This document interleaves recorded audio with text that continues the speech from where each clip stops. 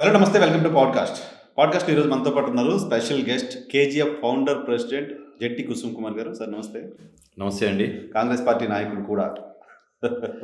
Sir ఏంటి కేజీఎఫ్ని చాలా ఉధృతంగా యాక్టివ్గా తీసుకెళ్ళిపోతున్నారు, పొలిటికల్ పార్టీ స్థాయిలో కనపడుతుంది ప్రకంపనలో. ఏంటి అసలు మీ గోల్ ఏంటి త్రూ కేజీఎఫ్? అంటే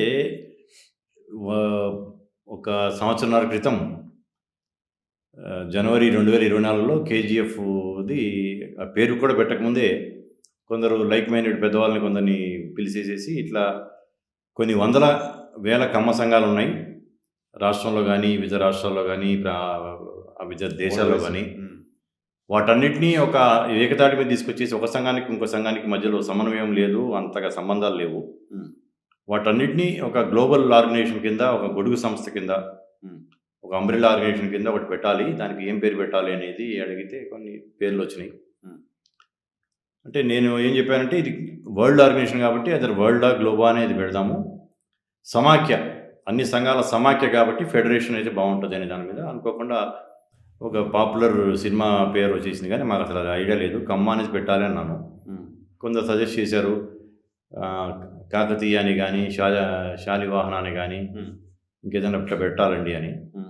అంటే మన కులానికి సంఘానికి సంబంధించిన పేరు పెట్టేటప్పుడు కూడా ఇండైరెక్ట్ స్పీచ్ ఎందుకు, అంతే కదా, డైరెక్టే ఉండాలి కదా. క్యాష్ అన్నప్పుడు కమ్మ అంటే కమ్మానే ఉండాలి, కానీ కాకతీయులు, కమ్మాలు, లేకపోతే శాతవాహనులు, లేకపోతే చోరులు, ఇవన్నీ డైరెక్ట్ ఉండాలి, ఇండైరెక్ట్ వద్దు, డిబేటబుల్ ఐటమ్ కాకూడదు అని చెప్పేసి అట్లా పెట్టుకోవడం జరిగింది. దానిలో భాగంగా ఒక వరల్డ్ సమిట్ ఏర్పాటు చేసుకోవడం జరిగింది. మీరు కూడా చూశారు. అప్పుడు 32 దేశాల నుంచి ప్రతినిధులు వచ్చారు. అదే ప్రతినిధుల సభ, అది బహిరంగ సభ కాదు, ఆహ్వానం మేరకు పిలిచాము. 32 దేశాల నుంచి వచ్చారు. భారతదేశ నలుమూలల నుంచి, అన్ని రాష్ట్రాల నుంచి వచ్చారు.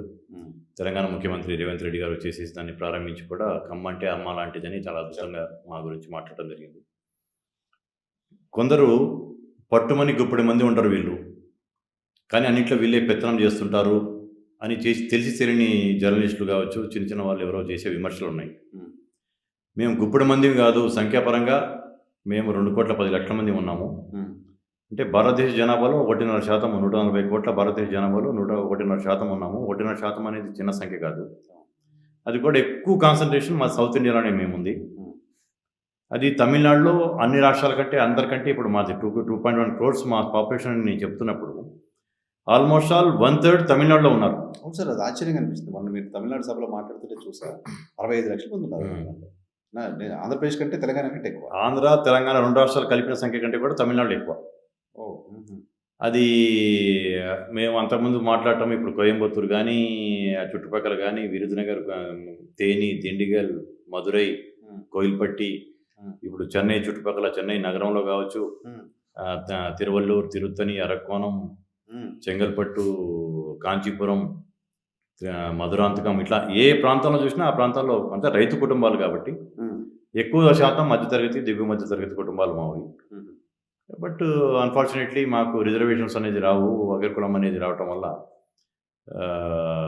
కాబట్టి రాజకీయంగా ఈరోజున్న వ్యవస్థల్ని శాసిస్తుంది రాజకీయ రంగం, ఎవరు ఒప్పుకోకపోయినా. రాజకీయాల్లో మా వాళ్ళు వెనకబడిపోతున్నారు. రాజకీయాల్లో మా వాళ్ళని ఎంకరేజ్ చేయాల్సిన అవసరం ఉంది, ఇర్రెస్పెక్టివ్ ఆఫ్ ది పార్టీస్. ఇంతకుముందు మీరు అన్నారు నేను కాంగ్రెస్ నాయకుడిని అని. నేను కాంగ్రెస్ నాయకుడు అనేది నేను మర్చిపోతూ ఉంటాను ఎప్పుడైతే కమ్యూనిటీ గురించి మాట్లాడతాను. పార్టీ గురించి మాట్లాడినప్పుడు కమ్యూనిటీ కాకుండా ఒట్టి పార్టీ మీదే ఫోకస్ ఉంటుంది. ఓకే, కమ్యూనిటీకి ఉన్నప్పుడు నేను పార్టీ కోసం చేస్తున్నాను అనేది అపవాదు కూడా నా మీద ఎవరు చేయలేరు. ఎందుకంటే ఇప్పుడు పెట్టిన పేరు కూడా మహానాడు అని పెట్టుకోవడం జరిగింది. మహానాడు అంటే ఒక రకంగా టీడీపీ బ్రాండ్ అది. ఆ పేరు ఎందుకు పెట్టుకున్నామంటే తమిళ్లో మానాడు అంటారు. మానాడు అంటే అతి భారీ బహిరంగ సభ, జన సమూహం కలిసిన మీటింగ్ అని అర్థం. స్వర్గీయ ఎన్టీ రామారావు గారు ఆ మానాడులో నుంచే మహానాడు అని తీసుకొని తెలుగులో దాన్ని మహానాడుగా మార్చుకోవడం జరిగింది. కాబట్టి మేము అది తమిళ్లో చేస్తున్నాం కాబట్టి ఆ మానాడు కాకుండా మహానాడు అని పెట్టుకోవడం జరిగింది. దానికి అద్భుతమైన స్పందన వచ్చింది. చాలా భారీ బహిరంగ సభ. ఇక్కడ తెలంగాణ నుంచి వెళ్ళి మేము అక్కడ తమిళనాడులో పెడితే మేము ఇచ్చిన పిలుపుకి అంతమంది రావటం అనేది కూడా మాకు కూడా చాలా పెద్ద ఉత్సాహాన్ని ఇచ్చింది. అది అద్భుతంగా చర్చ జరుగుతుంది. ఇప్పుడు వ్యవస్థ, రాజకీయపరమైన పవరే అల్టిమేట్ పవర్ యాజ్ యూ కనపడుతుంది కూడా. పొలిటికల్ పవర్ నీడ్, అందరూ ఫైట్ చేస్తుంది దానికోసమే. సో పొలిటికల్గా చాలా అగ్రెసివ్గా, చాలా యాక్టివ్గా ఉన్నారు కదా తెలుగు రాష్ట్రాల్లో. ఇక్కడ మళ్ళీ ఇంకా కొత్తగా దేనికోసం మనం ఏం చేయాలి? తమిళనాడులో లేము కదా. తమిళనాడులో మీరన్నట్టు ఇప్పుడు ఢిల్లీలో కొత్త నినాదం ఉంది. మీకు హిందీ కూడా బాగా తెలుసు కాబట్టి హిందీలోనే చెప్తాను. జిస్‌కి ఉత్నీ ఆబాదీ, ఉస్‌కి ఉత్నీ భాగీదారీ అంటున్నారు. హమారా ఆబాదీ 65 లాఖ్ హై. 65 లక్షలు మా యొక్క సంఖ్య. కాబట్టి మా సంఖ్య పరంగా మాకు అక్కడ అవకాశాలు కావాలి కదా! అంటే ఇంకోటి చెప్పాలంటే కమ్మ అనేది మేము ఒక ఫ్యూడలిస్టిక్ క్యాస్ట్ కాదు. అందరినీ సమానంగా గౌరవించి అందరితో కలిసి ప్రయాణం చేసే కులం. కానీ రాజకీయాల్లో వెనుకబడుతున్నాము. మా బలం మా వాళ్ళకి తెలియకుండా పోతుంది. మా సంఖ్యాబలం ఇంత ఉంది అనేది ప్రపంచానికి ఇప్పుడు మా సభ ద్వారా ఇప్పుడు ఒక పెద్ద చర్చ అవుతుంది. సౌత్ ఇండియాలో కాదు, ఢిల్లీలో కూడా చర్చ అవుతుంది. దాని సమాచారం కూడా మాకు వచ్చింది. అరే ఇక్కడ అక్కడ మమ్మల్ని తమిళనాడులో మమ్మల్ని నాయుడు అంటారు. చిత్తూరు, నెల్లూరు జిల్లా వాళ్ళని కూడా ఇప్పుడు చంద్రబాబు నాయుడు గారు కానీ, వెంకయ్య నాయుడు గారు కానీ అట్లా తమిళనాడులో కూడా నాయుడు అంటారు మమ్మల్ని. ఇక్కడ నాయుడు కమ్యూనిటీ, కమ్మ కమ్యూనిటీ ఇంత పెద్ద సంఖ్యలో ఉందా అనేది ఇప్పుడు అందరికీ దాని మా వైపు చూస్తున్నారు. అసలు ఇప్పటివరకు పొలిటికల్ పార్టీస్ పెద్దగా అక్కడ ఈ కమ్యూనిటీ పైన కాన్సన్ట్రేట్ చేయలేదు సార్ తమిళ్లో. చేయలా. అంటే వైకో గారు ఉన్నారు, ఆయన వైబ్రెంట్ లీడరు. కమ్మ. ఆర్కాటి వీరాస్వామి గారని ఉండేవారు. వైగో ఉన్నారు. ఇప్పుడు విజయకాంత్ గారు చనిపోయారు కదా, వాళ్ళ భార్య ప్రేమలత గారు, ఆమె కమ్మ. ఇట్లా ఉన్నారే కానీ ప్రముఖ స్థానంలో ఫోర్స్గా లేరు. వైకో గారు జాతీయ స్థాయిలో పెద్ద నాయకుడే కానీ ఆయన కూడా ఒక రాజకీయ పార్టీని పెట్టేసేసి ఉన్నత స్థాయిలో పెట్టేసేసి ఒక శాసించే స్థాయిలో రాలేకపోయారు. అన్ని కులం పేరుతో పార్టీలు చాలా ఉన్నాయి, చిన్న చిన్న పార్టీలు చాలా ఉంటాయి కదా తమిళనాడులో, ఏదో అటు ఇటు కూటమితో ఉంటాయి. బట్ ప్రతి చిన్న కమ్యూనిటీ కూడా పార్టీ ఉంది అక్కడ ఉంటుంది. అటువంటిది కమ్మాస్కి ఎందుకు 65 లక్షల పాపులేషన్ ఉన్నా కానీ సంఘటితం కాలేదు. అంటే సంఘటితం కాలేదు, ఒకరికొకరికి నెట్వర్కింగ్ అనేది అంత లేదు. కాబట్టి సంఘటితం అయితే అందుకనే నేను ఒకటి చెప్పడం జరిగింది. నేను మీటింగ్లో కూడా మనం చెప్పడంతో కాకుండా చూపిస్తే అది ప్రజల మస్తిష్కంలోకి తొందరగా వెళ్తుంది. ఎంతమంది చెప్పడం కంటే అంతమంది చూపించడం అనేది ఎక్కువ. ఒకటి అది చూపిస్తాం పాటు నేను ఆ స్పీచ్లో ఒక ఎండుగడ్డిని తీసుకొని ఇట్లా తెంపి చూపించాను. ఒక గడ్డి పొరక ఇట్లా తెంపగానే తెగిపోతుంది. అదే ఎండుగడ్డితో ఒక మోకులాగా తయారు చేసి తీసుకొచ్చాను, అది కూడా చూపించాను. ఒక గడ్డి పొరక ఉన్నప్పుడు ఇట్లా తెంపితే చాలా సునాయాసంగా తెగిపోతుంది. అదే గడ్డితో కనుక ఒక మోకు చేస్తే ఎనుగుని కూడా కట్టేయచ్చు. అంటే ఐకమత్యం ఉంటే, మనం సంఘటితమైతే, కలిసి ఉంటే ఎవరైనా సరే, ఏ సమూహం అయినా సరే, ఏ జాతి అయినా సరే, ఐకమత్యం ఉంటే ఏ దేశమైనా సరే ఐక్యంగా ఉంటే అభివృద్ధిలోకి వస్తుంది అనే దానికి చెప్పే ఉదాహరణ అది. దానిలో భాగంగా మేము అన్నదాతలం, మీకు తెలుసు, అది రైతు కుటుంబాలు మాదంతా. మా ప్రొఫెషన్ ఈజ్ ఫార్మింగ్. నలుగురికి అన్నం పెట్టే రైతులం. కమ్మ అనే అతను ఒక్కడు కాకుండా కనీసం తక్కువ వేసుకొని ఒక 5గురిని ప్రభావితం చేయగలడు.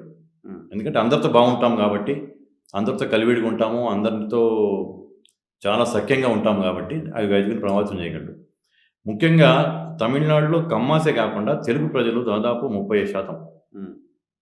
అంటే తమిళనాడు రాష్ట్ర జనాభా 8.5 కోట్లు కనుకైతే దాదాపు 3 కోట్ల వరకు తెలుగు వాళ్ళు ఉన్నారు. కానీ ఇప్పుడు డిఎంకే క్యాబినెట్లో 5 తెలుగు వాళ్ళు ఉన్నారు. కానీ అక్కడ ఒక రకంగా వివక్ష ఎదుర్కొంటున్నారు. ఇప్పుడు వాళ్ళు 500 సంవత్సరాల క్రితం వెళ్ళి అక్కడ సెటిల్ అయిన వాళ్ళు, ఒకప్పుడు కంబైన్డ్ మద్రాసు రాష్ట్రం, తర్వాత ఆంధ్రప్రదేశ్ విడిపోయి అక్కడి నుంచి కొందరు బయటకు వచ్చేసారు. తర్వాత తెలంగాణ ఏర్పడింది. అన్ని చరిత్ర అందరికీ తెలుసు. కానీ అక్కడ తెలుగు మాట్లాడటమే తెలుసు, కానీ వాళ్ళకి తెలుగు రాయటం కానీ చదవటం కానీ తెలియట్లేదు. దానికి కారణం ఏంటంటే గత 20 ఏళ్ళ నుంచి ఉన్న ప్రభుత్వాలు అక్కడ తెలుగు మీడియం స్కూల్స్ లేకుండా చేసి కనీసం సెకండ్ లాంగ్వేజ్, థర్డ్ లాంగ్వేజ్ చదువుకోవడానికి తెలుగు అధ్యాపకులు కానీ ప్రొఫెసర్స్ కానీ లేకుండా చేసేయటం వల్ల తెలుగు చదవలేకపోతున్నారు. ఇప్పుడు తెలంగాణలో మేము ఇంటర్మీడియట్ చదివేటప్పుడు సాంస్క్రిట్ని తీసుకోవడం జరిగింది సెకండ్ లాంగ్వేజ్.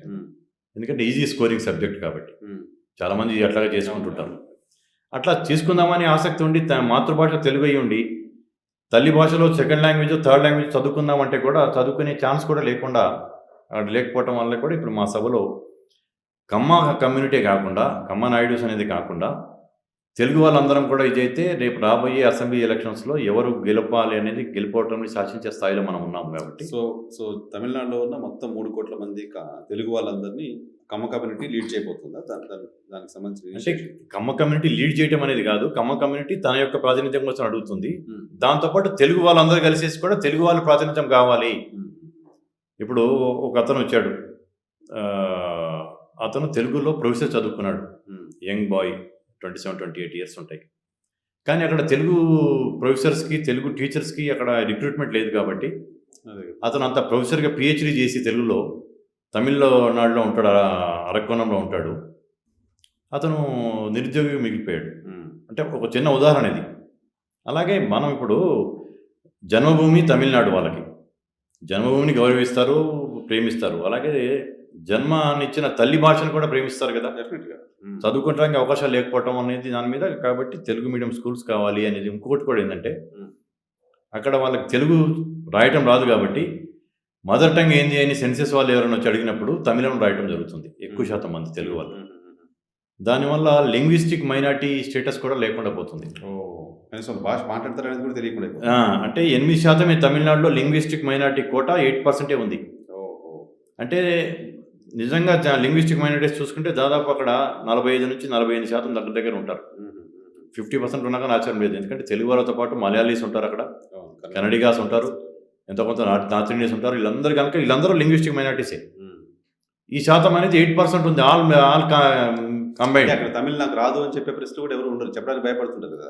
స్టిగ్మా ఉంది, నేను తమిళనే అంటే మదర్ టంగ్ తమిళం రాసుకోవడం వల్ల లింగ్విస్టిక్ మైనారిటీస్ కూడా రావట్లేదు కాబట్టి మీరు మదర్ టంగ్ అనేది తెలుగే రాయండి తెలుగు వాళ్ళందరూ, మీకు లింగ్విస్టిక్ మైనారిటీ కోటా వస్తుంది. కమ్మాస్ అనేవాళ్ళు చాలా దిగువ మధ్య తరగతి, దారిద్ర్యక దిగువన కూడా చాలామంది ఉన్నారు. వారందరినీ పైకి తీయాలంటే మనకి EWS economically weaker sections quota కూడా కావాలి అనేది ఇవన్నీ తీసుకున్నా. ముఖ్యంగా రాజకీయంగా ఇప్పుడు నేను ఒకటే చెప్పింది ఆ రోజు, రాజకీయ నాయకుడి యొక్క పదవీ కాలం 5 సంవత్సరాలు. రెండోసారి గెలుస్తాడా గెలవడా తెలియదు. గెలవకుండా పోతే ముఖ్యమంత్రి స్థాయిలో పనిచేసిన వ్యక్తి, చీఫ్ సెక్రటరీలు, డీజీపీలు అందరూ అతనికి కన్సర్న్లో ఉంటారు. ఓడిపోయిన తర్వాత ఒక కానిస్టేబుల్ కానీ ఒక రెవెన్యూ ఇన్స్పెక్టర్ కూడా అతను మాట్లాడాడు. అదే ఐఏఎస్ ఐపీఎస్లో కనుక వాళ్ళు ఎవరైనా ఉంటే 35 సంవత్సరాలు వాళ్ళు శాసనాలు తయారు చేయగలరు, శాసనాలు రాయగలరు, శాసించగలరు. కాబట్టి కమ్యూనిటీ నుంచి ఐఏఎస్ ఐపీఎస్ తగ్గుతున్నారు కాబట్టి దాన్ని కూడా ఎంకరేజ్ చేద్దాము, ఒక ఐఏఎస్ ఐపీఎస్ ట్రైనింగ్ అకాడమీ కూడా పెడదాము అనేది కూడా నేను అర్థం చెప్పడం జరిగింది. కాదు సార్, ఇప్పుడు సిస్టమ్ కదా, system for all, not for community. Yes.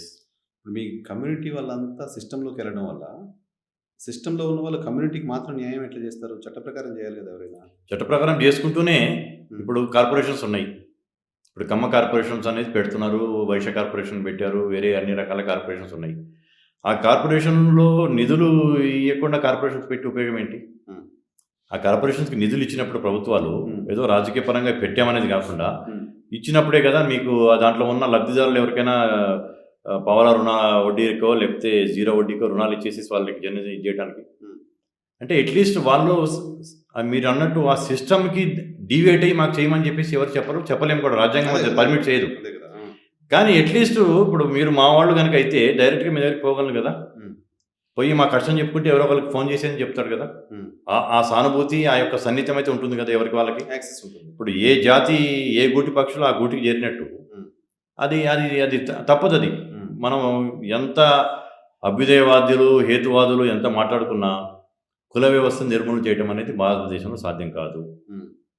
ఎవరి వాళ్ళు మనవాడు ఎవడున్నాడో ఎదుగుతూ ఉంటారు. సో ఇప్పుడు నిర్మూలన చేయలేం కాబట్టి కుల వ్యవస్థని బలోపేతం చేయడమే. బలోపేతం కాదు అంటే మేము ఇంతకుముందు చెప్పినట్టు మేము ఫ్యూడలిస్ట్ కాదు, అందరినీ సమానంగా గౌరవించి సమానంగా తీసుకెళ్లే కులం. కానీ మా ఐడెంటిఫికేషన్కి ఒక్కోసాట ఇబ్బందులు వస్తున్నాయి. నిష్కారణంగా మా మీద ఈర్ష్యాద్వేషాలు పెంచడానికి పనికి వస్తున్నారు. కాబట్టి సంఘటితమైనప్పుడు ఎప్పుడైతే బలంగా ఉన్నప్పుడో దానికి ఇంకొకడు అంత ఈజీ టార్గెట్ కాకుండా ఉంటాం. కాబట్టి మనం ఐక్యమత్య కావాలి అనే దానికి చేసే ప్రయత్నమే తమిళనాడులో చేస్తున్నాం. తమిళనాడు తర్వాత ఇప్పుడు సంఖ్యాపరంగా జిస్కి ఉత్ని ఆబాది అంటున్నట్టు హైదరాబాద్లో కూడా మా ఆబాది చాలా ఎక్కువ, సింగిల్ లార్జెస్ట్ క్యాస్ట్. ఇప్పుడు 3 కార్పొరేషన్స్ అయినాయి. డెఫినెట్లీ 3 కార్పొరేషన్లు ఏదో ఒక కార్పొరేషన్ మేయర్గా కూడా మా వాళ్ళు కావాలనేది మేము అన్ని పార్టీలని ఒత్తిడి చేస్తాం.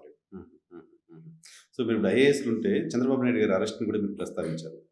చంద్రబాబు నాయుడు గారి అరెస్ట్ సందర్భంగా లోకేష్ ఢిల్లీ వెళ్ళి అక్కడ 4 రోజులున్నా ఎవరు పట్టించుకోలేదు అని, ఏంటి కంటెస్ట్ ఏంటి అర్థం కాలేదు. అంటే చంద్రబాబు నాయుడు గారు ఒక కమ్మ నాయకుడి కింద నేను చూడను. ఆయన ఒక జాతీయ నాయకుడు. ఆయన ఒక జాతీయ నాయకుడు. అటువంటి జాతీయ నాయకుడు ప్రధానమంత్రుల్ని, రాష్ట్రపతిని, ఉపరాష్ట్రపతిని నియమించి ఆయన ఎవరు చెప్తే వాళ్ళు ప్రధానులు అయ్యారు. ఎవరు అబ్దుల్ కలాం గారిని ఆయన రాష్ట్రపతిని చేశారు, కృష్ణగాంధీ గారిని ఉపరాష్ట్రపతి చేశారు. అటువంటి జాతీయ నాయకుడికి ఒక అతి సాధారణమైన పెట్టి కేసు లోపలేసేస్తే 53 రోజులు జైల్లో ఉంటే వారి తనయుడు ఢిల్లీ వెళ్ళి చేస్తే 96-97లో చంద్రబాబు నాయుడు గారు సీఎంగా ఢిల్లీ వెళ్తే అప్పుడు ఇప్పుడున్నంత మీడియా లేదు, సోషల్ మీడియా లేదు, ఎలక్ట్రానిక్ మీడియా లేదు, ఏమీ లేదు. చంద్రబాబు నాయుడు ఢిల్లీ వస్తున్నాడు అనగానే ఢిల్లీ వాతావరణం అంతా వేడెక్కి ఉండేది. చంద్రబాబు నాయుడు వస్తున్నాడు అంటే ఏమి మాట్లాడతాడు, ఇక్కడ నుంచి ఏం చెప్తాడు అని. అంటే కేంద్ర ప్రభుత్వం ఆ రోజు వాజ్పేయి గారు కూడా చంద్రబాబు నాయుడు గారు ఏం చెప్తే అది ఇంప్లిమెంట్ చేసే పరిస్థితిలో ఉన్నారు, అంత పవర్ఫుల్గా ఉన్నారు. అటువంటిది ఆయన 30 ఏళ్ల క్రితం ఆయన ఢిల్లీ వెళ్తేనే అంత వైబ్రెంట్గా అక్కడ వాతావరణం ఉండేటప్పుడు, ఆయన జైల్లో ఉన్నప్పుడు వాళ్ళ తనయుడు వెళ్ళి ఢిల్లీలో ఉంటే జ్యుడిషియరీ కానీ, లెజిస్లేచర్ కానీ, మీడియా కానీ ఎవరు స్పందించాల. అప్పుడు అనిపించింది ఒక జాతీయ నాయకుడికి, బాబు గారికి అట్లా జరిగితే ఒక సాధారణ కమ్మవాడి పరిస్థితి ఏమిటి. వ్యవస్థలని ఈరోజు శాసిస్తున్న వాళ్ళ దగ్గర మన ఐక్యత చూపించుకొని మనము ఓట్ బ్యాంక్ కులమే కాకుండా డబ్బిచ్చి ఓటేసే కులం అది, డబ్బు తీసుకుని ఓటేసే కులం కాదు. కాబట్టి మనం ఐక్యత కావాలనేది మన ప్రతి ఒక్కరి మనసులో ఉండటం వల్ల మేము ఆ రోజు ఇచ్చిన ఒక చిన్న బ్రోచర్ రిలీజ్ చేయగానే వరల్డ్లో నుంచి ఎన్ని ఫోన్లు వచ్చినాయంటే, ఎన్ని వందల మెసేజ్లు వచ్చినాయంటే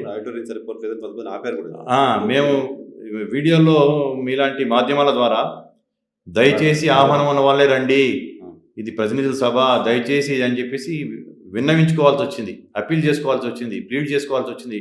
ఎక్కువ మంది అయిపోతారేమో అని భయపడి. కానీ మీరు చెప్పినట్టుగా ఇప్పుడు 30 ఏళ్ల క్రితం చంద్రబాబు నాయుడు గారు ఢిల్లీ వెళ్తే ఉన్న పవరు, వైబ్రేషన్ అదంతా క్యాష్తో వచ్చింది కాదు. పాలిటిక్స్లో మీరు ఎంతకు చెప్పినట్టు పదవిలో ఉన్నప్పుడు పవరు, పదవిలో లేనప్పుడు కానిస్టేబుల్ కూడా పట్టించుకోలేదు. ఆయన ఆ టైంలో పవర్ఫుల్గా ఉన్నారు, పవర్ ఉంది. టైంలో పవర్ఫుల్గా లేరు కాబట్టి ఎవరు పట్టించుకోలేదా? అంతేనా? అంటే పవర్ఫుల్గా ఉన్నా లేకపోయినా ఒక నిజమైన ఏదైనా కేసులో ఆయన ఏదైనా తప్పు చేసి ఉంటే అది వేరే. అతి సాధారణమైన ఫ్రేమ్ చేసి ఇరికించబడ్డ కేసులో ఎందుకు స్పందించలేదు సార్? మిగతా అంటే అది స్పందించలేదంటే మోదీ లాంటి వాళ్ళు ఖండించలేదు, కనీసం ఎవరు ఖండించలేదు, స్పందించలేదు, సహాయం రాలేదు.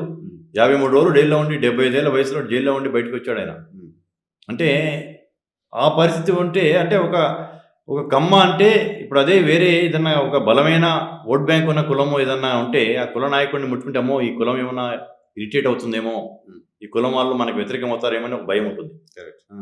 అటువంటిది ఏమి లేకుండా చంద్రబాబు నాయుడు గారిని చేసినప్పుడు ఆయన జాతీయ నాయకుడు, మా కుల నాయకుడు అని నేను అనట్లేదు, కానీ ఒక కమ్మ కులానికి చెందిన నాయకుడు అనేది కనుక ఇప్పుడు అంతా కుల వ్యవస్థ నడుస్తూ ఉంది. అది ఇప్పుడు వెంకయ్య నాయుడు గారు ఉన్నారు ఎగ్జాంపుల్. ఆయన ఉపరాష్ట్రపతి నుంచి రాష్ట్రపతి కాలేకపోయాడు. తర్వాత రామ్నాథ్ కోవింద్ గారు అయ్యారు, ద్రౌపది ముర్ము గారు అయ్యారు. ఎందుకంటే వాళ్ళిద్దరిని చేయటం వల్ల వాళ్ళ సామాజిక వర్గం నుంచి మనకు ఒక మైలేజ్ వస్తుంది అనేది అక్కడ ఉన్న జాతీయ నాయకత్వం వాళ్ళు భావించబట్టి వాళ్ళిద్దరిని చేయడం జరిగింది నేను అనుకుంటుంది. అటువంటిది వెంకయ్య నాయుడు గారిని చేస్తే ఈయనకు కూడా ఒక పవర్ఫుల్ కులం ఒకటి ఉంది, మనకి పొలిటికల్గా దీనివల్ల కూడా అడ్వాంటేజ్ వస్తుందని కనుక వాళ్ళు భావించుంటే వెంకయ్య నాయుడు గారిని ఉపరాష్ట్రపతి నుంచి వెనక్కి పంపరు, రాష్ట్రపతిని చేసి ఉండేవారు. అంటే ఒక బలమైన ఓట్ బ్యాంక్ ఉన్న కులము కనుక అనేది కనుక చూపించుకోగలిగితేనే అక్కడ రాజకీయాలు ఉన్న వాళ్ళు పవర్ లేకపోయినా కానీ, ఇప్పుడు కొన్ని పేర్లు చెప్పకూడదు నేను, కానీ ఓట్ బ్యాంక్ కులంగా కొంచెం బలమైన కులాలు ఉన్నాయి, క్యాస్ట్ సస్టైన్ అవుతున్న చాలా మంది ఉన్నారు. వాళ్ళని ముట్టుకోవడానికి భయపడతారు, ఎందుకంటే వాళ్ళని ఏదైనా అంటే అమ్మో ఆ కులం రియాక్ట్ అవుద్దేమో అని. అట్లా ఇప్పుడు ఈయనని లోపల వేసినప్పుడు కూడా జాతీయ నాయకులు, సరే అక్కడ వేసిన నాయకుడు కావాలని వేసాడు అనుకోండి, జాతీయ నాయకత్వం కనుక దీనివల్ల ఈ కులంలో మనకి సౌత్ ఇండియా మొత్తంలో ప్రపంచంలో ఇంతమంది ఉన్నారు, వీళ్ళు ఇంత ప్రభావితం చేయగలరు, ఒకళ్ళొకళ్ళు 5గురిని కనీసం ప్రభావితం చేయగలరు అనుకుని కనుక వాళ్ళ మనసులో ఉండుంటే అప్పుడే స్పందించి ఆయనకి వారం రోజుల్లోనే బెయిల్ వచ్చేది. కాబట్టి అటువంటి పరిస్థితి వేరే వాళ్ళకి రాకూడదు, మనం సంఘటితం కావాలి అనే దాని మీద మేము వరల్డ్ సమిట్ పెట్టడం జరిగింది. సో ఇప్పుడు పాలిటికల్గా చైతన్యం అవ్వాలి, వ్యవస్థలని శాసించాలంటే, సో పొలిటికల్గా ఉన్న వాళ్ళని ప్రొటెక్ట్ చేయాలంటే కూడా మళ్ళీ కులం బలం నంబర్ చూపించాల్సిన పరిస్థితి అన్ఫార్చునేట్లీ అట్లా అయిపోయింది పరిస్థితి. ఇప్పుడు వాళ్ళని టచ్ చేసేస్తే ఇతను ఎమ్మట ఇంత ఓట్ బ్యాంక్ ఉంది, పలానా ఎలక్షన్ వస్తుంది, ఈ ఓట్ బ్యాంక్ వాళ్ళు దూరం అవుతారు అన్నప్పుడే కదా రాజకీయ వ్యవస్థలు, రాజకీయ పార్టీలు స్పందించేది, లేకపోతే ఎందుకు స్పందిస్తారు? కాబట్టి మేము మాది చూపించాల్సిన అవసరం అంతే, జనాలు మేము ఎంత ఉన్నామని చెప్పుకోవాలి, అవకాశాలు తీసుకోవాలి. ఎస్, అంతే తీసుకోవాలి.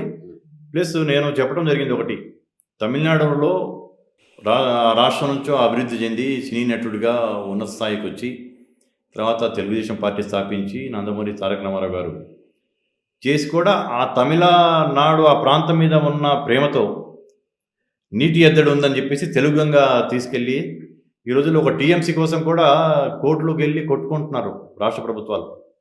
కావిరీ జల వివాదాలు ఉన్నాయి, తమిళనాడు కర్ణాటక మధ్యలో, కృష్ణా జలాలు ఆంధ్ర తెలంగాణకు ఉన్నాయి, బాబ్లీ గోదావరి జల వివాదాలు ఉన్నాయి తెలంగాణకి మహారాష్ట్రకి.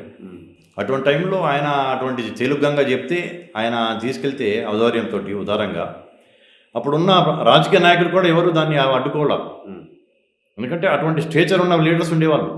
ఇప్పుడు చిన్న చిన్న దానికి కూడా గిల్లి కజ్జాలు పెట్టుకొని ఇప్పుడు దానికోసం చేస్తున్నాయి చూసుకున్నప్పుడు మేము తమిళనాడుకి ఏం చేశాము, తెలుగు వాళ్ళగా ఏం చేశాము, తెలుగుగా ఇచ్చేసేసి మద్రాసు నీటి అధ్యక్షుడు ఇచ్చింది ఎన్టీ రామారావు గారు. ఎన్టీ రామారావు గారిని కూడా నేను కమ్మ నాయకుడి కింద నేనేమన్నాను, ఆయన యుగ పురుషుడు.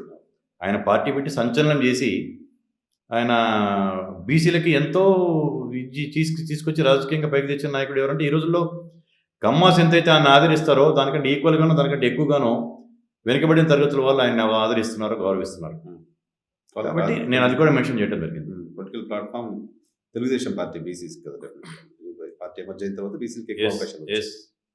సో కానీ కమ్యూనిటీలో ఉన్న పేదవాళ్లకు, వెనకబడిన వాళ్ళు ఇప్పటికీ దాదాపు ఆంధ్రప్రదేశ్ రాష్ట్రం తీసుకుంటే మెజారిటీ సమయం 80s తర్వాత తెలుగుదేశం పార్టీ వచ్చిన తర్వాత చాలా సందర్భాల్లో కమ్మాస్ రూల్ చేశారు ఇక్కడ అక్కడ. సామాజిక వర్గంలో ఇంకా బీపీఎల్ కంటే డౌన్ ఉన్న వాళ్ళ సంఖ్య చాలా మంది ఉన్నారు. అధికారం రాజకీయ నాయకత్వం కోసమే పోరాటం చేస్తే రాజకీయ నాయకత్వం మీకు వచ్చి దాదాపు తెలుగుదేశం పార్టీ 20 సంవత్సరాలకు పైగా పరిపాలించింది గడిచిన 40 ఏళ్లలో తెలుగు రాష్ట్రాలు.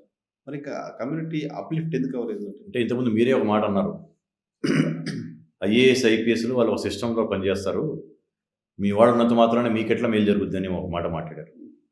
ఈ ప్రభుత్వాలు ఉన్నా కానీ అన్ఫార్చునేట్లీ వాళ్ళు బీపీఎల్ ఫ్యామిలీస్ ఉన్నా కానీ మా వాళ్ళు అగ్రికులం కింద ఒక ముద్రపడి ఉండటం వల్ల వాళ్ళకి ప్రభుత్వ పరంగా ఎటువంటి లబ్ధి వాళ్ళకి చేయకూడదు. విద్యాపరంగా కానీ ఉద్యోగపరంగా కానీ ఎటువంటి అవకాశాలు ఇవ్వలేరు, ఎందుకంటే ఫార్వర్డ్ క్యాస్ట్ కావటం వల్ల. కాబట్టి అది ప్రభుత్వాలు చేయలేవు. ఎకనామికల్లీ ఈడబ్ల్యూఎస్ రిజర్వేషన్స్ అమలు చేయిస్తే అప్పుడు అటువంటి వాళ్ళకి కొద్దిగా అవకాశం వస్తుంది, కానీ అంతకంటే ఎక్కువ రాదు. కాబట్టి మా దాంట్లో మీరే నాకు ఒక మంచి మాట సలహా ఇచ్చారు, ప్రభుత్వాలు ప్రభుత్వ రంగ సంస్థలు కల్పించిన కంటే కూడా కమ్మ పారిశ్రామికవేత్తలు వ్యాపారవేత్తలు కల్పించిన ఉద్యోగాలు ఎక్కువ అని. అట్లా ఇప్పుడు మా దాంట్లో కూడా సపోజ్ ఒక ఎగ్జాంపుల్ ఒక కంపెనీ తీసుకుంటే 10,000 మంది ఎంప్లాయీస్ ఇస్తే దాంట్లో మా వాళ్ళు ఉంటే 500 మంది ఉంటారు, లేదా 1000 మంది ఉంటారు, 9,000 మంది వేరే వాళ్ళే ఉంటారు. ఎవరికైతే ఇప్పుడు సిఎస్ఆర్ ఫండ్స్ కావచ్చు ఇటువంటివి తీసుకొని వాటి వాళ్ళకి కనీసం పైకి తీసుకొచ్చేసి ఒక చేతునిచ్చి ఒక మెట్టు పైకి ఎక్కిచ్చేసేస్తే తర్వాత అక్కడ నుంచి 4 మెట్లు వాళ్ళే ఎక్కేసేస్తారు. అట్లీస్ట్ మధ్యతరగతిలోకైనా వస్తారు. ఫస్ట్ ఒక స్టెప్ ఎక్కిచ్చారు ఫస్ట్ కొంచెం. దానికి చేయడానికి ఏది ప్రభుత్వాలు చేయలేవు. ఒక కమ్యూనిటీకి ఉన్న అందరినీ చేస్తే అందరికీ ర్యాండమ్గా చేస్తారు.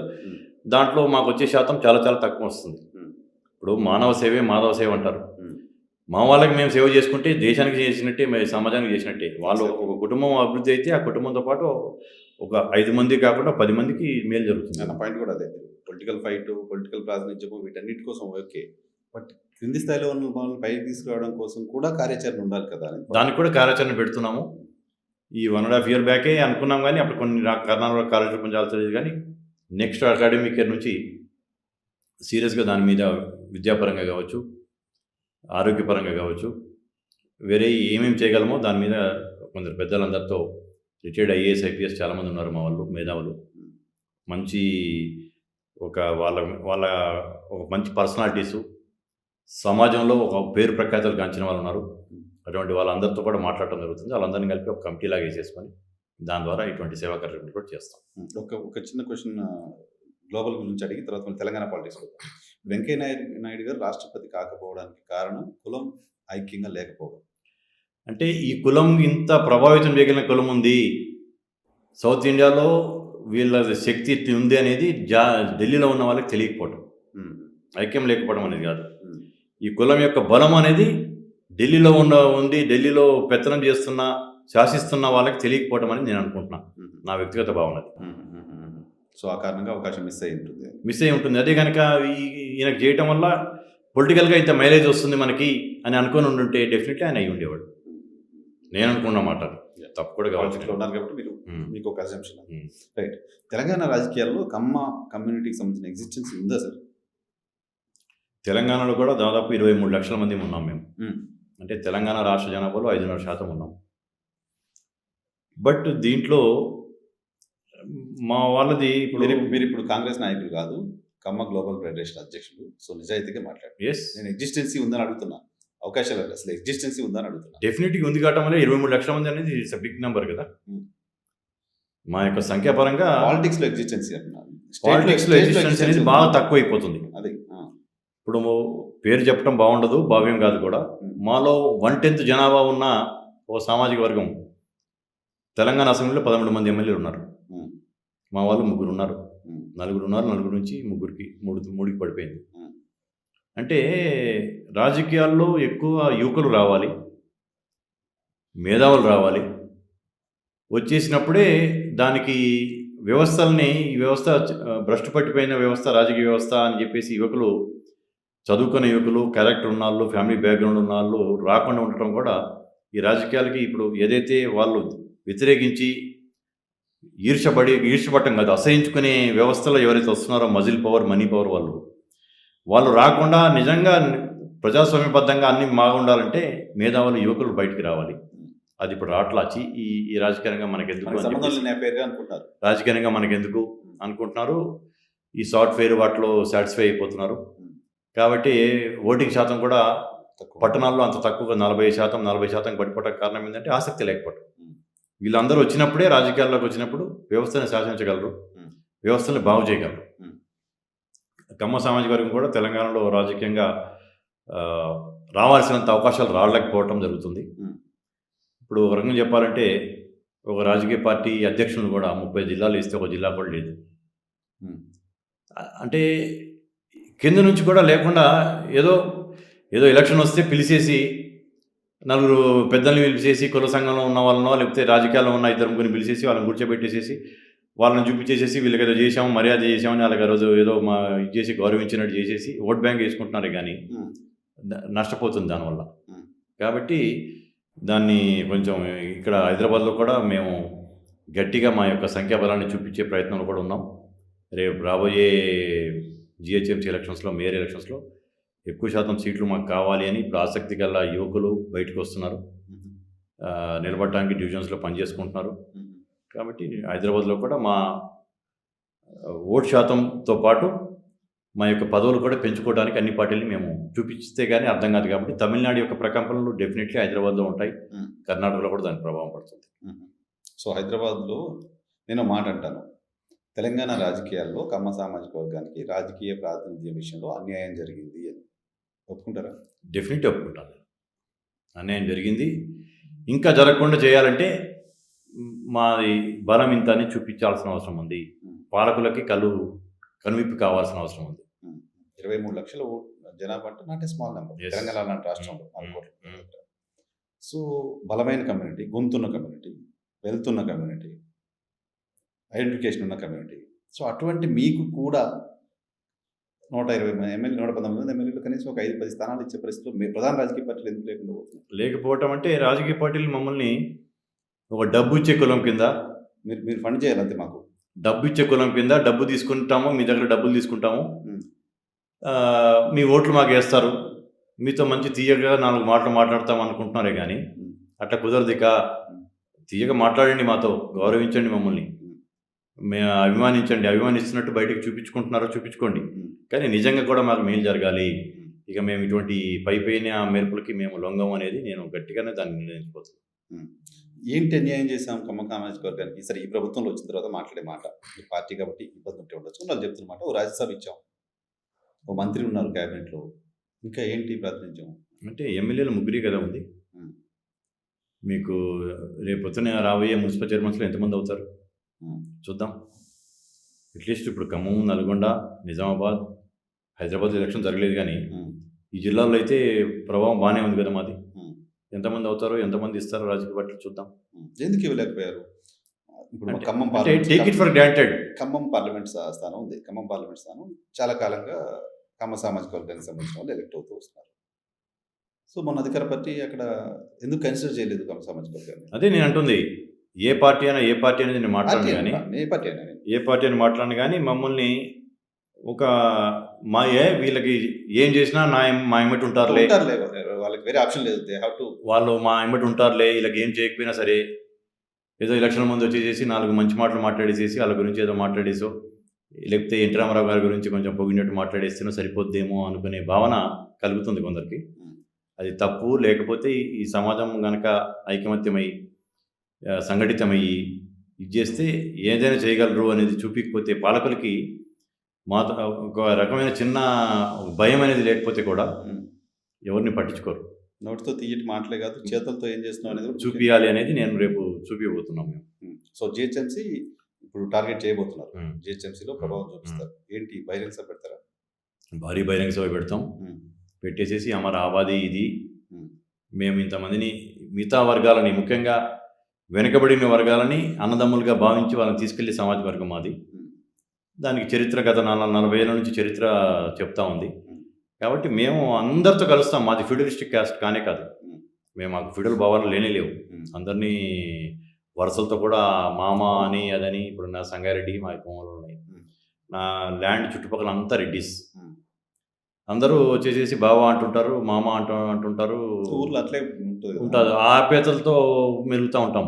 ఇక్కడ కూడా హైదరాబాద్లో కూడా అట్లాగే ఉంటుంది. మా వాళ్ళు అందరినీ కలిసి ఉంటారు.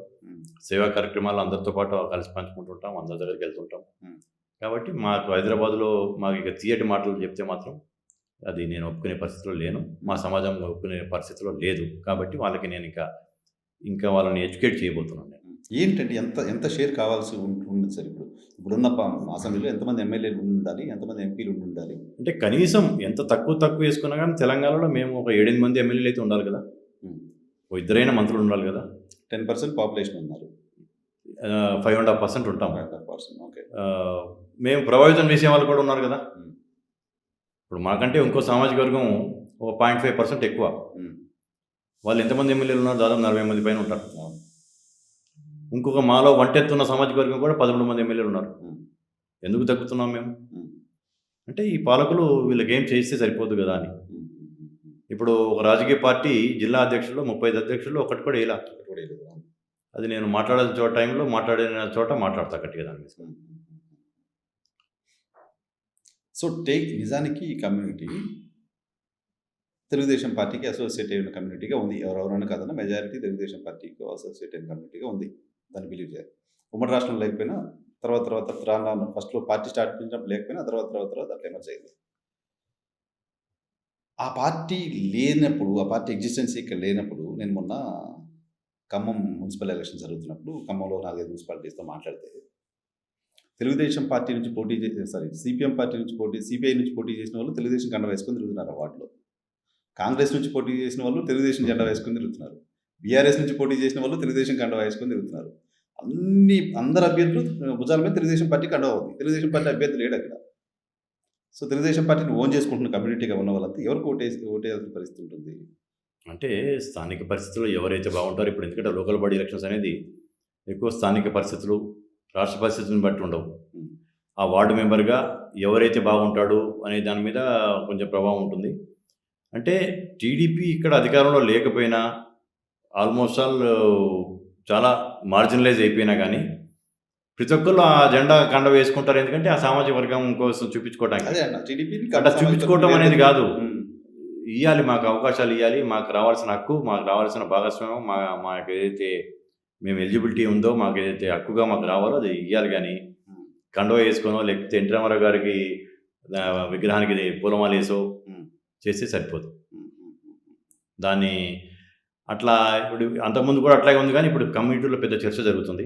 ఓకే, మనని పాలకులు వాడుకుంటున్నారు, అవసరం వచ్చినప్పుడు పిలిచేసి 4 మంచి మాటలు మాట్లాడేస్తున్నారు తప్పించి ఏమి చేయట్లేదు అనేది ఒకటి చాలా ఉంది. అది ముందు ఇంకా పెరుగుద్ది. సో ప్రధానంగా ఈ పర్టికులర్ పాకెట్స్ అనుకుంటున్నారు సార్, ఎక్కడెక్కడ పొలిటికల్ ప్రాతినిధ్యాన్ని కోరుకుంటున్నారు మీరు? అంటే ఇప్పుడు మీకు తెలిసింది ఏంటంటే హైదరాబాద్, రంగారెడ్డిలో మా సంఖ్య ఎక్కువ. ఖమ్మం జిల్లా మీరు అన్నట్టు మీ జిల్లా కూడా అదే. ఖమ్మం జిల్లాలో మా ప్రభావం 10 అసెంబ్లీ స్థానాల మీద ఉంది. ఫస్ట్ నుంచి ఉంది. అది ఏ పార్టీలో ఉన్నా అక్కడ ఇంకో రకంగా ఏంటంటే ఏ రాజకీయ పార్టీ అధ్యక్షుడైనా, ఆఖరికి సిపిఐ ఎంఎల్ అధ్యక్షుడైనా కూడా పార్టీలు కూడా ఖమ్మం సామాజిక వర్గాలే ఉంటారు. అది కొంచెం తగ్గుతుంది ఇప్పుడు ఖమ్మం అధ్యక్షుడు 2 జిల్లాలు ఉన్నాయి, భద్రాద్రి, కొత్తగూడెం, ఖమ్మం 2 జిల్లాలు కూడా కాంగ్రెస్ పార్టీలో అధ్యక్షుడు ఇలా మాకు. నిజామాబాద్లో ఉంది మాది ప్రభావం బాగానే. నల్గొండలో ప్రభావం చాలా నియోజకవర్గాల మీద ఉంది. దాదాపు 45 నియోజకవర్గాల్లో మా ప్రభావం ఉంది. గెలుపోవటంని మేము శాసించగలిగే స్థానంలో ఉన్నాం. టేక్ ఇట్ ఫర్ గ్రాంటెడ్గా తీసుకోవడానికి కుదరదు ఇక అనేది నేను చెప్పదలుచుకున్నాను. ఓకే. అల్టిమేటం ఇస్తారు. పార్టీలకు కాదు, తెలంగాణ పొలిటికల్ మొత్తం మొత్తం అందరు రాజకీయ లీడర్లందరికీ కూడా ఆ. మీరేదో తీయ మాటలు మాట్లాడేసేసి ఎన్టీ రామారావు గారికి గురించి మాట్లాడి ఆయన విగ్రహానికి పూలదండ వేసేసి శ్రద్ధాంజలి కట్టిస్తే సరిపోదు. ఉమ్. ఇక్కడ నిజంగా కమ్మాస్కి సామాజిక వర్గానికి రావాల్సిన మైలేజ్ రావాల్సిందే, వాళ్ళకి రావాల్సిన భాగస్వామ్యం రావాల్సిందే. వారితో పాటు వెనుకబడిన తరగతులకి ఎన్టీ రామారావు గారు ఏదైతే చేశారో వాళ్ళతో పాటు మేము కలిసి ప్రయాణం చేస్తాము. ముందు కూడా మేము అదే చేయబోతున్నాం అనేది ఇప్పుడు చెప్పదు. 3 కార్పొరేషన్లు ఏర్పాటైనాయి. 3 కార్పొరేషన్లు ఏదో ఒకటి మీకు కావాలని అడుగుతున్నారు కమ్మ సామాజిక వర్గానికి. ఈ కార్పొరేషన్ని మేము కమ్మ సామాజిక వర్గానికి ఇస్తామని ఏదో ఒక పార్టీ అనౌన్స్ చేస్తే ఆ పార్టీకి ఓపెన్గా మద్దతిస్తారా?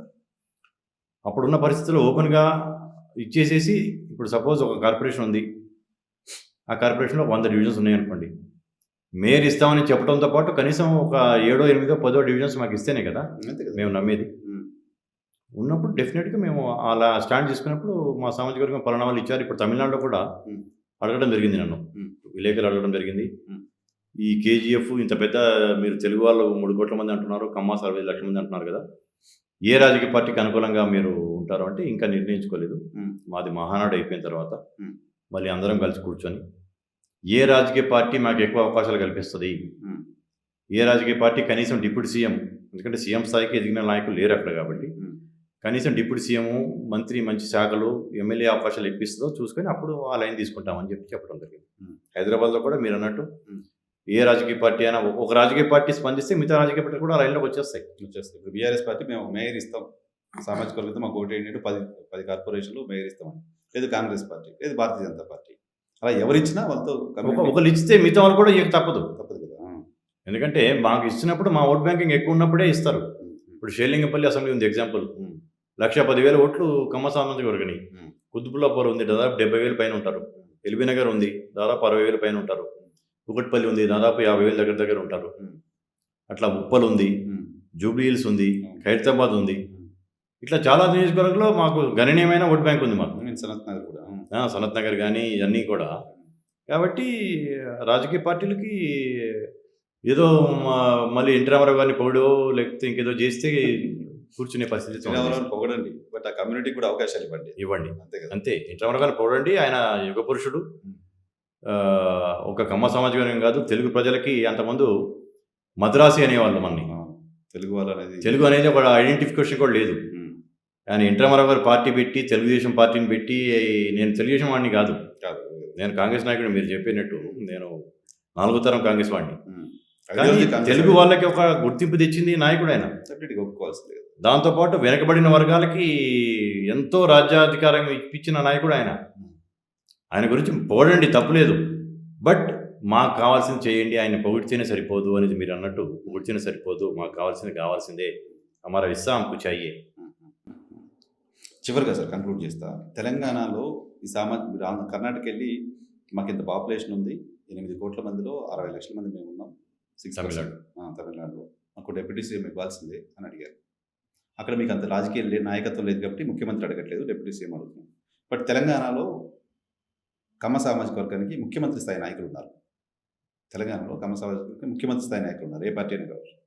సో తెలంగాణలో కూడా ఉప ముఖ్యమంత్రి పదవి అవసరం ఏమైనా ఉందా అడుగుతున్నారు, అటువంటి ఆలోచన ఏమైనా ఉందా?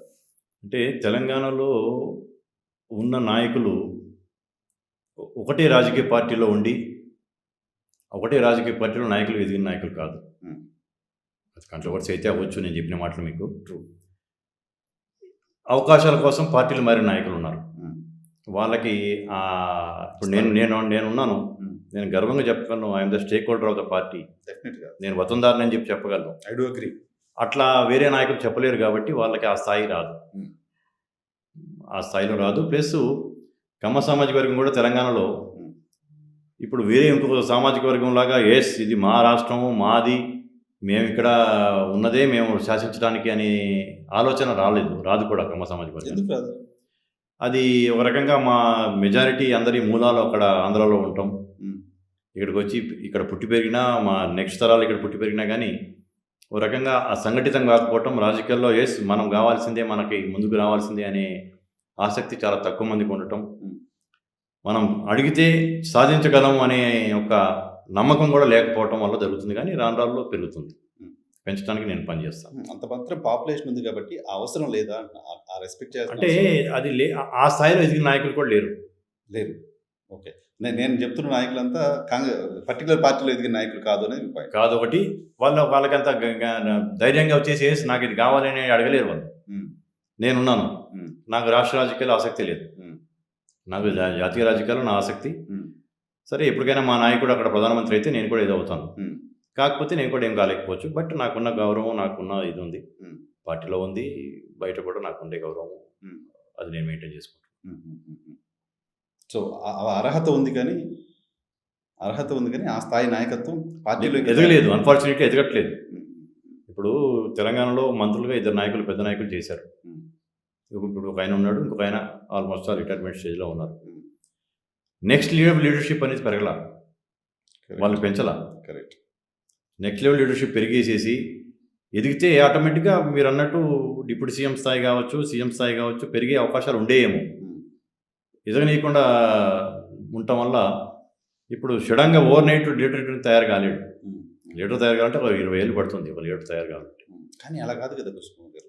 మీకు జనాభా ఉంది, జనాభా ఉన్నప్పుడు లీడర్ తయారయ్యేదానికి అవకాశం ఇస్తుంది. సార్ పవన్ కళ్యాణ్ ఉన్నారు ఆంధ్రప్రదేశ్ రాష్ట్రంలో, ఆయనకి 10 ఏళ్ళు అయింది పార్టీ పెట్టి, అవకాశం వచ్చింది, ఉప ముఖ్యమంత్రి అయ్యారు. తమిళనాడు వెళ్ళారు, ఉదయనిధి స్టాలిన్ ఉన్నాడు, స్టాలిన్ కొడుకు అంతే అంతే. అలా సడన్ ఆయన ఉప ముఖ్యమంత్రి అయిపోయాడు. అంటే అట్లా ముఖ్యమంత్రిగా కొడుకుగా ముఖ్యమంత్రి అయ్యాడు. అక్కడ అఖిలేష్ యాదవ్ గారు ములాయం సింగ్ గారి కొడుకుగా ముఖ్యమంత్రి అయ్యాడు. తేజస్వి గారు లాలూ ప్రసాద్ కొడుకుగా ముఖ్యమంత్రి అభ్యర్థి కింద ఎమర్జ్ అయ్యాడు. అట్లా రాజకీయ నేపథ్యం ఉండి అవటం అనేది తేలిగ్గా ఉంటుంది. అలా లేకుండా కింద నుంచి ఒక నాయకుడికి ఎదగాలంటే అది చాలా చాలా కష్టం.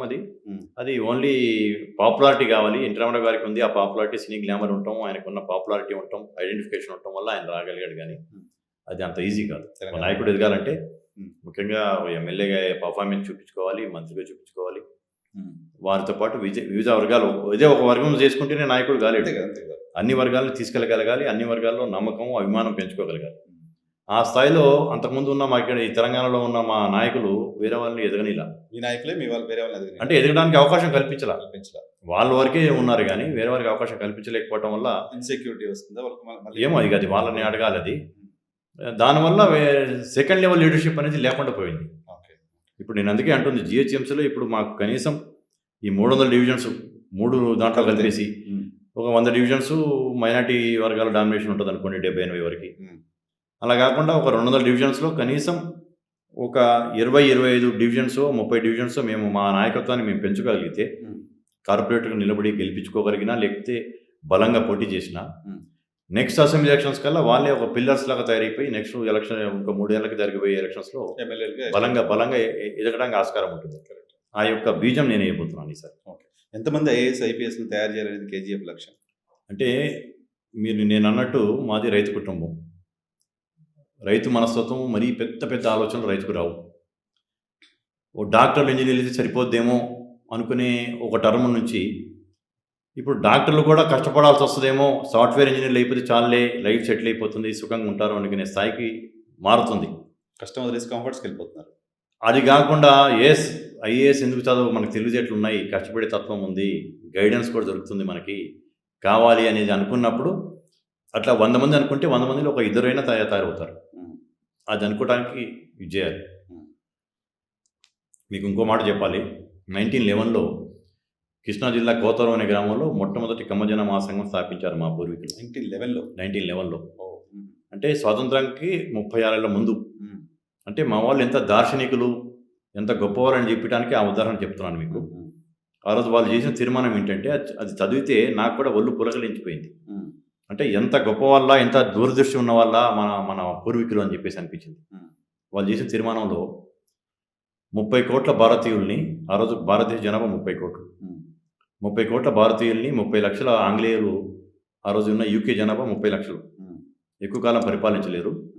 నేడో రేపో లేకపోతే 10 ఏళ్ల తర్వాత భారతదేశానికి స్వాతంత్రం రాక తప్పదు. స్వాతంత్రం వచ్చి ఆంగ్లేయులు భారతదేశం నుంచి వెళ్ళిపోయినాక అన్ని రంగాల్లో శూన్యం ఏర్పడుతుంది, ఒక వ్యాక్యూమ్ ఏర్పడుతుంది.